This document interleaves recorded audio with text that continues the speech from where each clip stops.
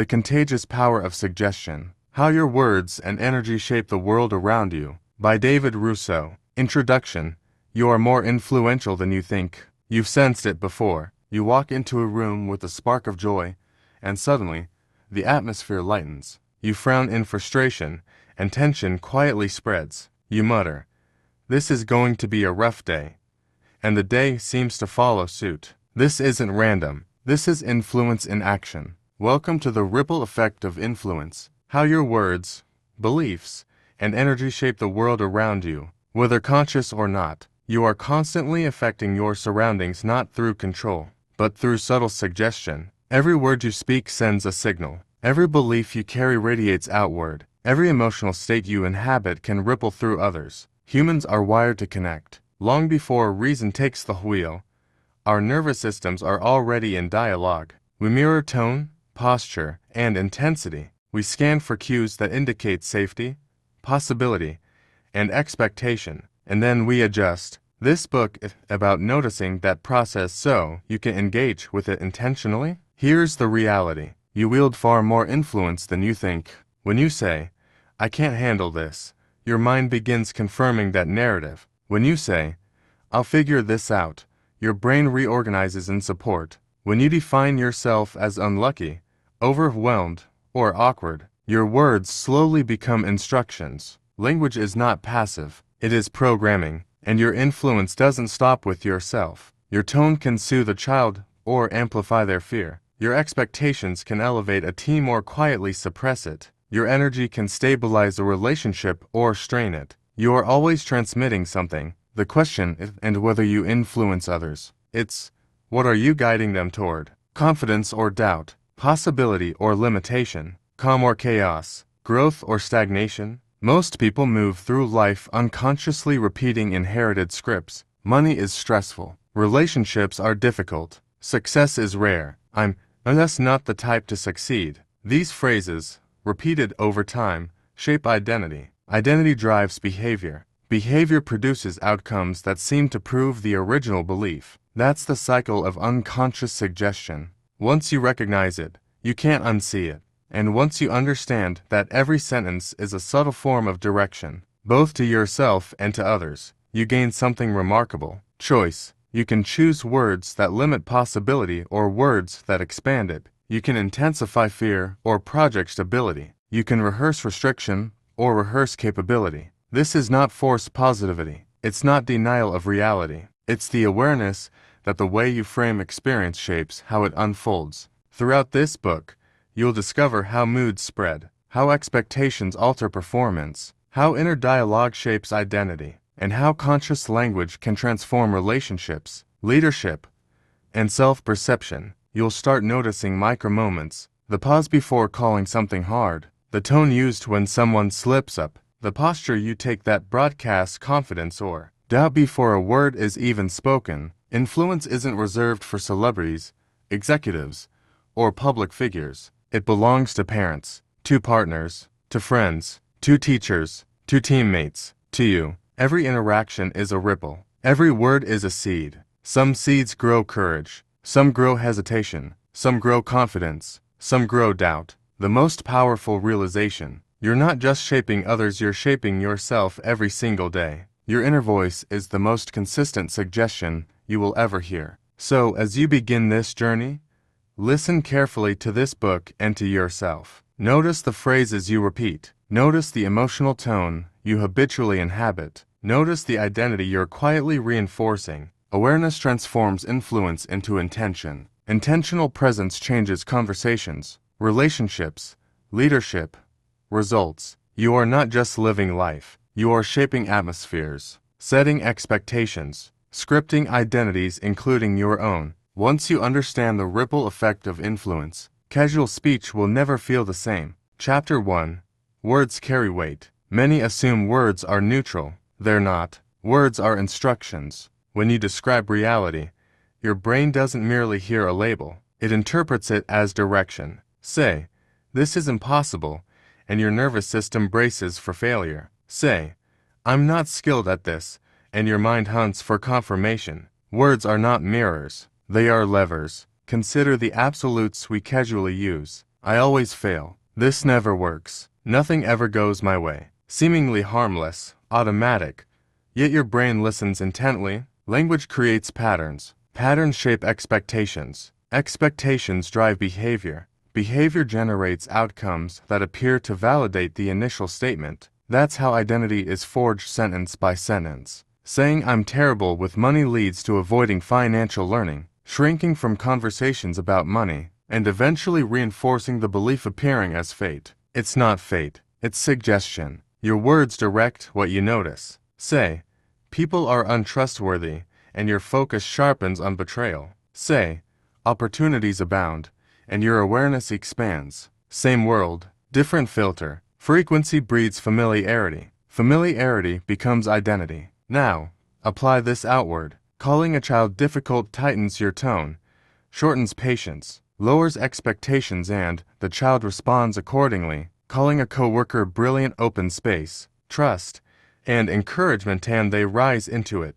Words don't just describe their position. Positioning changes performance. This is why language matters in leadership, parenting, relationships, and self-growth. Every phrase expands capacity or restricts it. Small shifts count. I get to instead of I have to. This is a challenge instead of this is a problem. I learn it instead of I failed. These aren't empty platitudes. They are neurological redirections, shaping emotional states, and emotion guides decision-making. Most importantly, you speak to yourself more than anyone. Your inner dialogue narrates, interprets, and predicts your experience. Negative self-talk programs limitation. Intentional, grounded dialogue fosters growth. This chapter isn't about policing every word, it's about awareness. Catchy exaggerations. Notice absolutes. Interrupt automatic labels. Ask yourself, does this description empower me or confine me? Words are never neutral. They either reinforce who you've been or begin constructing who you're becoming. Every sentence is a small act of creation. Speak accordingly. Chapter 2. Emotional Contagion.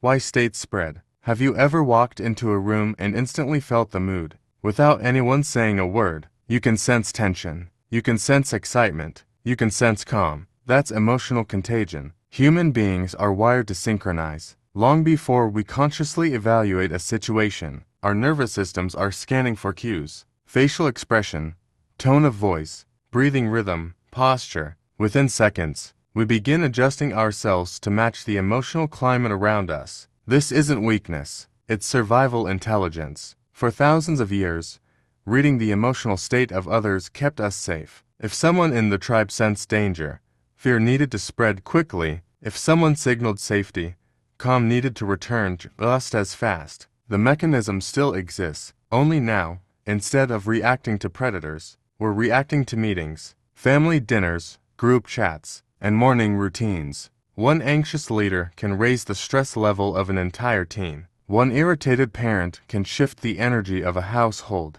One optimistic friend can lift the atmosphere of a group. Emotions move faster than logic. Think about the last time someone yawned near you. You probably felt the urge to yawn too. That's a simple example of mirroring, but it goes much deeper than physical reflexes. We mirror confidence. We mirror hesitation. We mirror enthusiasm. We mirror doubt. If someone speaks about a new idea with certainty and excitement, you feel more open to it. If they speak with uncertainty and tension, you instinctively brace. You are always broadcasting, even when you are silent. Your breathing rate sends signals. Your eye contact sends signals. Your pace of movement sends signals. Your emotional regulation, or lack of it, sends signals, and the people around you respond accordingly. This means your state is never private. It is participatory. If you carry frustration into a conversation, others feel it and adjust. If you carry steadiness into chaos, others feel that too. Calm is just as contagious as panic,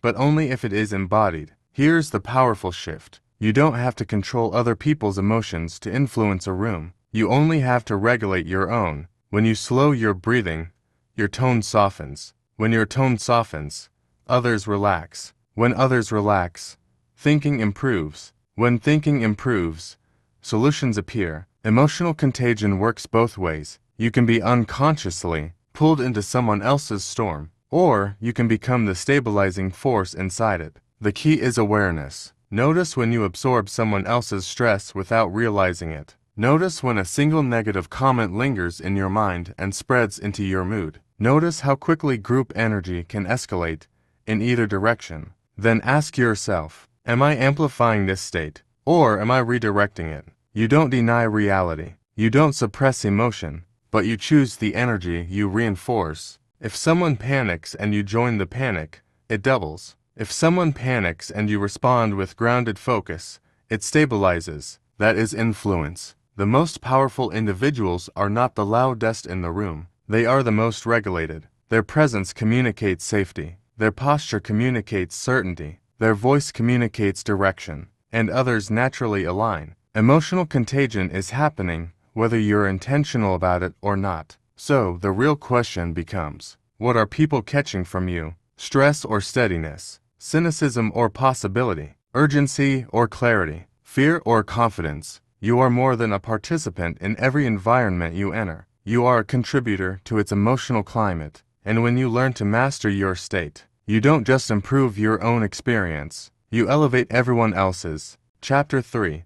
The suggestion you give yourself. Before you influence a room, before you influence a relationship, before you influence a team, you influence yourself. All day long, there is a voice narrating your experience, interpreting events, labeling outcomes, predicting what will happen next, and most of the time, you don't consciously choose what it says. It runs on habit. This is too much. I'm behind. I'm not ready. Here we go again. These sentences may feel small, fleeting, automatic, but they are suggestions, and the most powerful suggestions in your life are the ones you repeat in private. Your brain is always listening to your internal dialogue. It does not roll its eyes at your sarcasm. It does not filter out exaggeration. It responds to tone and repetition. When you consistently tell yourself something is overwhelming, your body produces stress. When you consistently tell yourself you're capable, your brain begins searching for solutions. Self-talk becomes self-programming.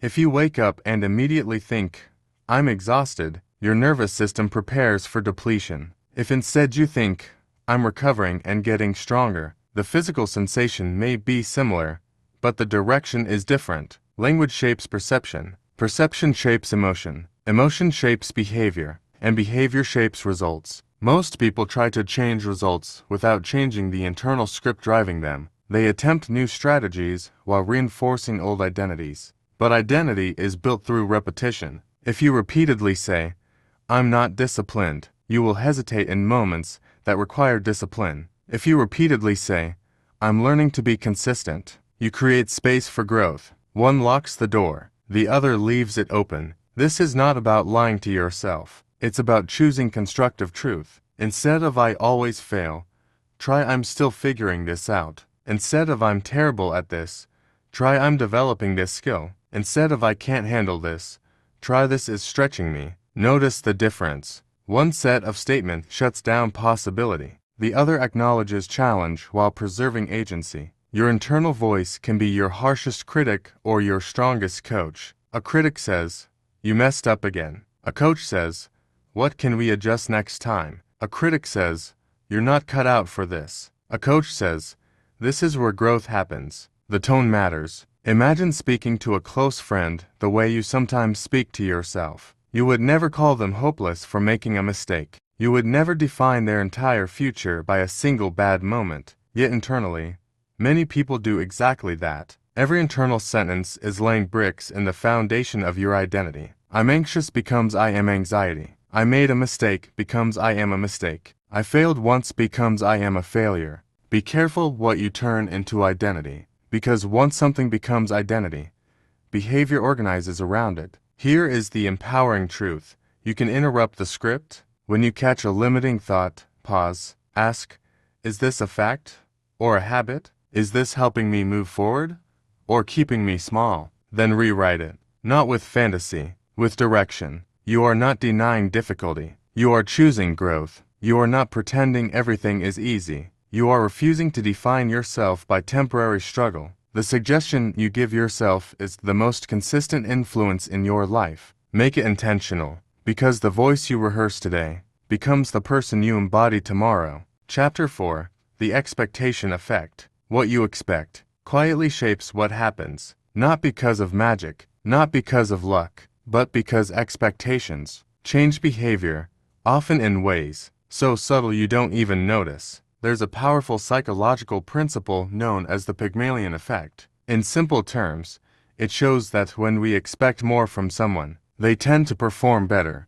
When we expect less, performance often declines. Why? Because belief alters behavior. When a teacher believes a student is gifted, they may give slightly more attention, a little more patience, a bit more encouragement. The student senses that belief. Their confidence rises. Their effort increases. Over time, performance improves, fulfilling the original expectation. But the same dynamic works in reverse. If you assume someone is lazy, difficult, or incapable, your tone shifts. Your body language tightens. Opportunities shrink. The person feels it, and often responds accordingly. Expectation becomes environment, and environment shapes results. Now bring this closer to home. What do you expect from your partner, from your children, from your coworkers, from yourself? If you wake up thinking, today is going to be stressful, your brain begins scanning for confirmation. Small inconveniences feel larger. Neutral events feel negative.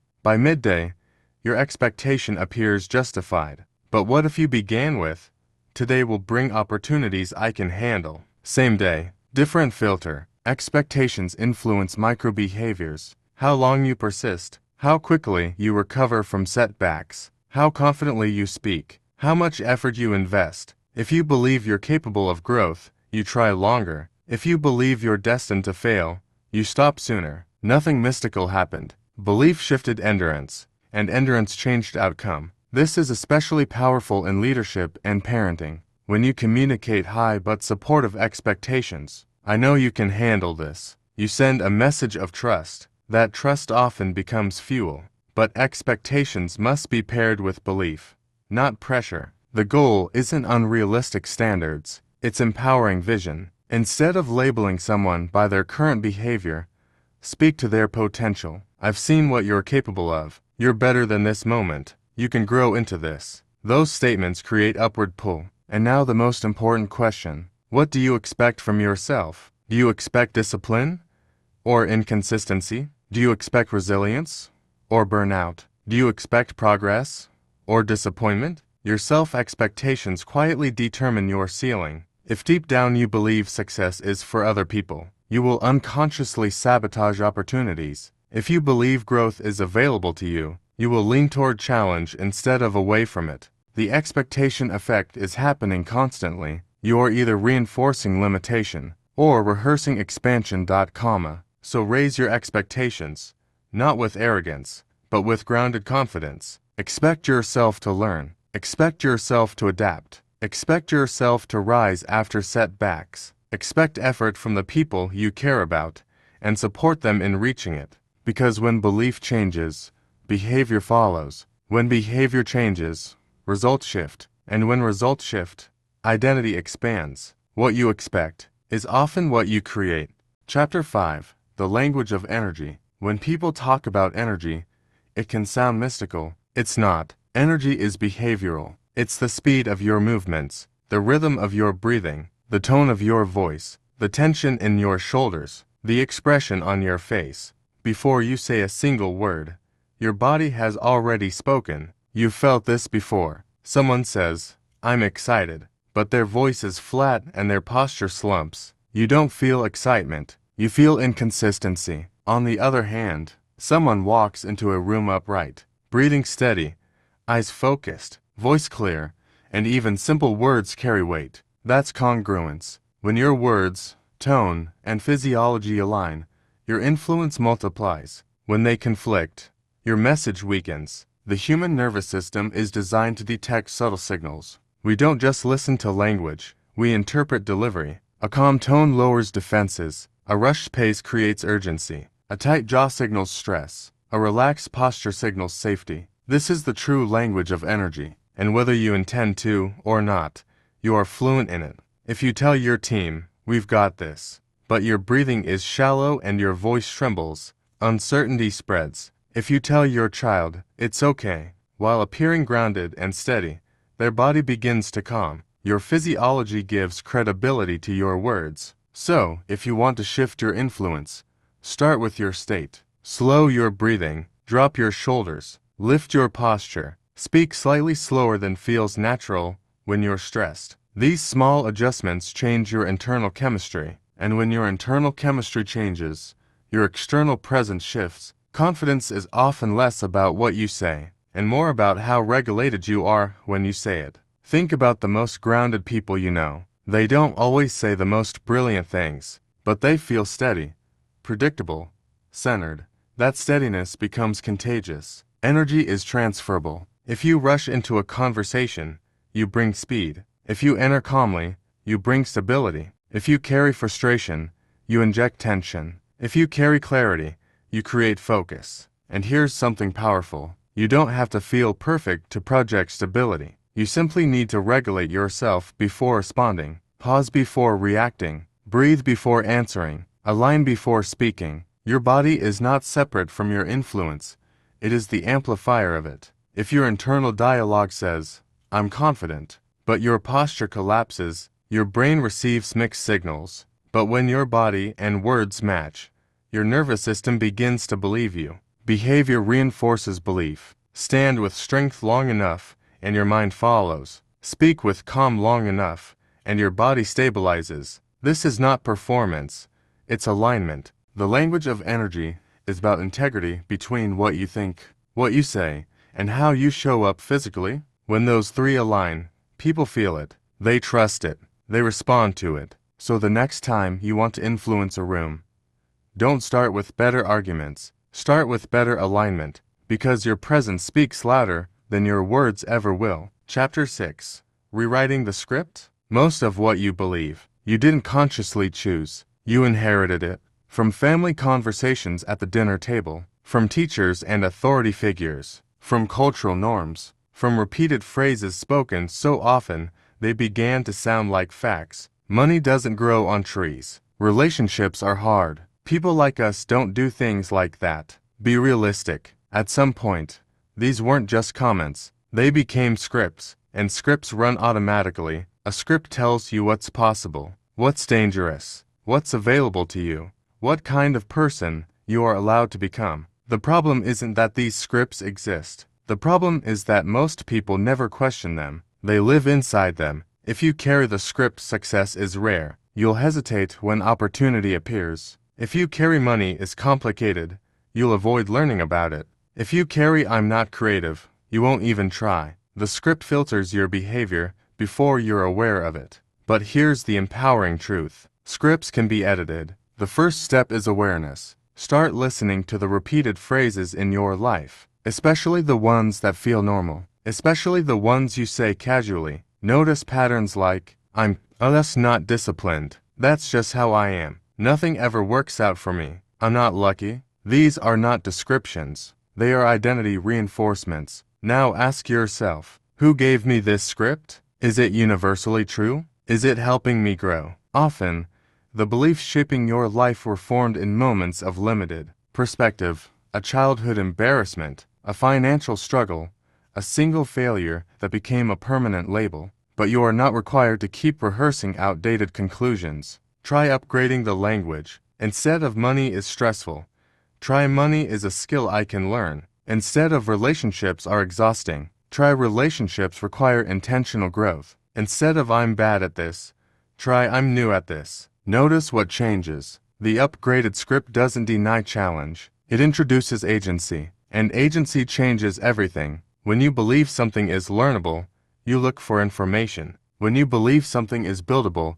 you invest effort. When you believe something is possible, you take action. Small linguistic shifts create psychological openings, and those openings become behavioral shifts. Behavior repeated becomes identity. This is how transformation actually happens, not through dramatic declarations, but through consistent script revision. Be patient with yourself. Some scripts have been running for decades. They may feel deeply familiar, comfortable, even, but familiar does not mean true. You are allowed to outgrow old narratives. You are allowed to rewrite internal dialogue that keeps you small. You are allowed to question beliefs that limit your potential. And most importantly, you are allowed to install new scripts that expand your future. The life you experience tomorrow will be shaped by the sentences you rehearse today. So, listen carefully to your language, then start editing. Because once you realize you are the author, you stop living on autopilot, and you start writing on purpose. Chapter 7. The Power of Positive Projection. Every person you interact with is in the process of becoming someone, and whether you realize it or not, your words help shape who that someone will be. This is the power of positive projection. Projection is not just what you assume about others. It's what you consistently reflect back to them. It's the identity you reinforce through tone, language, and expectation. When you repeatedly tell a child, "You're so responsible," they begin looking for ways to live up to that description. When you tell a partner, "You're always late," they begin to wear that label. Consciously or unconsciously, people tend to grow in the direction of the identity they are assigned most often. And here's the subtle truth. Even casual comments carry weight. You're dramatic. You're shy. You're bad with money. You're the funny one. You're the difficult one. Over time, these aren't just observations. They become roles, and roles become self-concepts. But what if you became intentional about the roles you reinforce? Instead of "you're stubborn," try "you're strong-willed." Instead of "you're quiet," try "you're thoughtful." Instead of "you're bossy," try "you have leadership instincts." Notice what happens. The behavior isn't denied. It's reframed in a way that preserves dignity and growth. Positive projection doesn't mean ignoring flaws. It means speaking to potential instead of permanence. When someone makes a mistake, you can say, "Why do you always do this?" Or you can say, "You're capable of better than this." One creates shame, the other creates elevation. Projection influences posture. It influences effort. It influences what people believe is possible for themselves. And this applies to you as well. How do you introduce yourself internally? "I'm the anxious one. I'm the introvert. I'm the procrastinator. I'm not the leadership type." Be careful what identity you rehearse. Instead of projecting limitation onto yourself, project growth. "I'm becoming more confident. I'm learning to manage my time. I'm developing leadership skills. I'm building resilience." When you positively project who you are becoming, your behavior starts aligning with that future version of you. This is especially powerful in close relationships.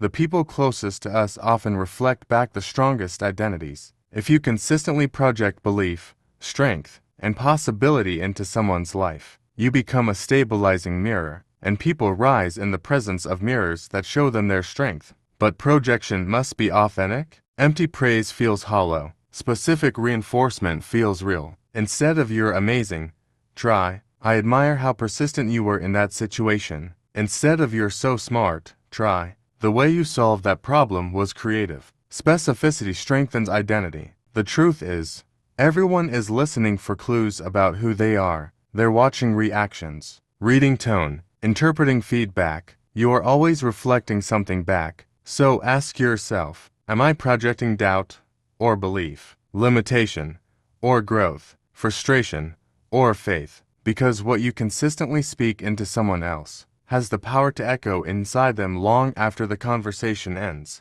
And sometimes, the version of themselves they grow into begins with a sentence you chose to say. Chapter 8. Interrupting Negative Contagion. Negativity spreads faster than positivity. It grabs attention. It heightens alertness. It triggers emotional reflexes. One frustrated coworker can sour a whole meeting. One anxious friend can ripple stress across a group. One negative thought can spiral into hours of self-doubt. But here's the key. Negativity only dominates if it's uninterrupted. You don't have to match it. You don't have to absorb it. You can interrupt it. Interrupting negative contagion starts with awareness. Notice when someone is projecting doubt, fear, or frustration. Listen not just to the words, but to the energy behind them. Recognize the automatic pull toward agreement or mirrored anxiety, the natural tendency to go along with the prevailing mood. Then pause. A pause is a powerful tool. It gives your nervous system time to regulate, and it gives the other person a chance to reset as well. You don't ignore reality. You don't dismiss concern. You redirect focus. Instead of responding with matching negativity, yes, this is impossible, you can respond with a constructive question. What would make this work? What small step could change the outcome? Where is the opportunity here? These simple interventions shift momentum without invalidating experience. You're not denying the challenge. You're showing that a different outcome is possible. You're planting a seed of agency. Interrupting negativity is also about modeling state. Your calm, grounded presence becomes a counterbalance to fear and frustration. The more regulated your energy, the more it interrupts the spread of stress. One steady voice can stabilize an entire room. One composed presence can slow a storm of panic. And don't underestimate your inner dialogue. When you notice negativity around you, check your internal response. If you feed it with agreement, yes, this always fails, it grows. But if you introduce constructive self-suggestion, we can figure this out. You create an internal buffer that protects your clarity. Interrupting negative contagion is not manipulation. It's not denial. It's conscious direction. It's a subtle but profound influence over the emotional environment. Remember, negativity thrives in silence and submission. Positivity thrives when intentionally reinforced. You cannot control what others feel, but you can control what you project. You can be the stabilizing signal. You can redirect energy toward possibility. You can break cycles of doubt before they spiral. Every intervention, no matter how small, matters. A question, a pause, a grounded tone, each is a ripple that counters negativity. You are not powerless in the face of emotional storms. You are a conductor of energy. You are a breaker of patterns. You are a conscious influence. And that is how change begins. One interruption at a time. Chapter 9. Becoming a deliberate influencer. Influence is not about control. It's not about dominance. It's not about being the loudest voice in the room. True influence is direction. Subtle, intentional, and pervasive. Every day, in every interaction, you are influencing someone, whether you mean to or not. Your words, your energy, your expectations, your presence, all of it leaves an imprint. The question is, are you shaping it consciously or leaving it to chance? Becoming a deliberate influencer begins with self-awareness. Notice the emotional climate you bring into a space. Ask yourself, what state am I modeling right now? What beliefs am I reinforcing in others? Or in myself? What emotional energy am I transmitting? Leadership, in this sense, starts long before a title. It starts in your habits, in your presence, and in the small interactions that most people overlook. The way you respond to stress, celebrate a success, or encourage someone quietly teaches lessons every single day. Deliberate influence also requires clarity of intention. You cannot simply react and hope for the best. You must decide, what atmosphere do I want to create? What possibility do I want to open? What identity do I want to reinforce in myself and in others? When you commit to this, you begin to see patterns you never noticed before. You realize how much tension, fear, or frustration spreads from one person to another. You also see how calm, confidence, and encouragement multiply when consciously projected. This practice is not about perfection. It's about consistency. You will not influence every interaction perfectly,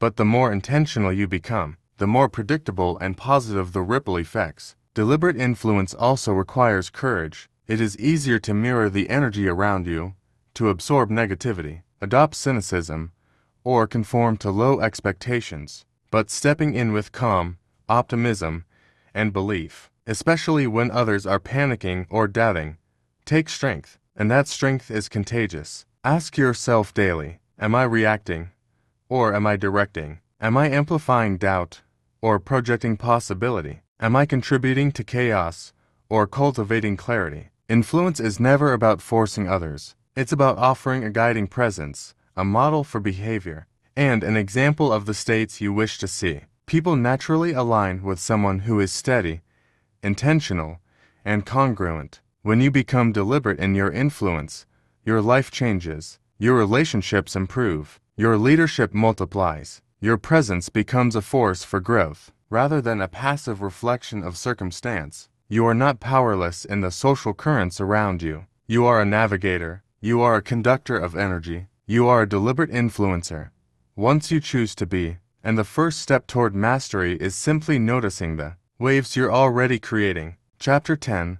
Living as a Conscious Suggestion. Every interaction you have is a suggestion. Every word, every gesture, every tone, it communicates something about what's possible, what's normal, and what's expected. This is not manipulation. It is influence. It is an invitation to the world and to yourself. You do it all the time, whether you realize it or not. When you sigh and say, "This is too hard," you are suggesting limitation. When you smile and say, "We can figure this out," you are suggesting possibility. When you walk into a room with calm confidence, you are suggesting safety, focus, and competence. Living as a conscious suggestion means becoming aware of this constant influence. It means noticing the energy you bring, the language you use, and the expectations you project. It means asking yourself, what am I suggesting to others? What am I suggesting to myself? What emotional climate am I reinforcing? The most powerful part of this is that suggestion is contagious. Your internal state, projected outward, subtly shapes how others behave. Your self-talk shapes how you act. Every thought, every sentence, every phrase is a signal, and those signals ripple outward into relationships, work, and life. Conscious suggestion is about choice. You cannot control the thoughts or emotions of others, but you can control your own. You can choose to suggest growth rather than limitation, resilience rather than defeat, clarity rather than confusion. You can choose words and actions that inspire confidence, curiosity, and possibility. This practice transforms your life because it shifts the center of influence inward. Once you recognize the suggestions you give yourself, you can start rewriting them. Once you recognize the suggestions you give others, you can start directing them toward empowerment. Every micro-interaction becomes an opportunity to shape possibility rather than reinforce limitation. It is not about perfection. You will still catch yourself reacting unconsciously at times. You will still repeat old scripts, but with awareness, you can pause, redirect, and choose new suggestions. Each conscious correction strengthens your influence and gradually transforms the environment around you. Living as a conscious suggestion is living with intention. It is understanding that the ripple you leave in every conversation, every interaction, and every thought matters. It is realizing that your presence, your words, and your energy are shaping identities, including your own. When you step into this awareness, you stop being a passive participant in life. You become a guide, a stabilizing force, a source of possibility. You are no longer merely experiencing the world.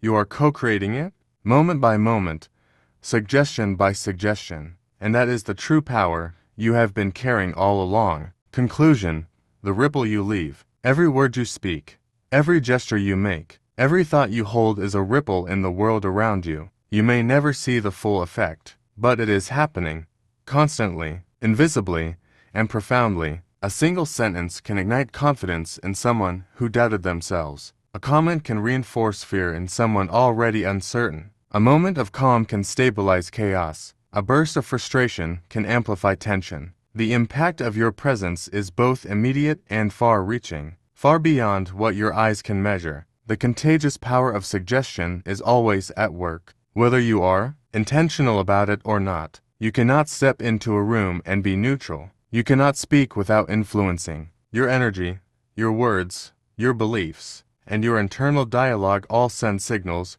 that shape the environment, the people around you, and even your own experience. This is why awareness matters. Awareness gives you choice. Choice allows you to speak and act with intention, to pause before reacting, to frame your words and actions in ways that create possibility rather than limitation, to model calm, courage, and confidence even when circumstances are challenging. You are not just living your life. You are shaping the emotional and psychological atmosphere for everyone around you: family, friends, co-workers, even strangers. You are guiding behaviors, reinforcing identities, and planting seeds of belief. Every micro-interaction is an opportunity to expand possibility, to elevate others, and to strengthen yourself. And here's the liberating truth. Influence is not about control, perfection, or being in charge. It is about alignment. Alignment of words, energy, and intention. Alignment of belief with action.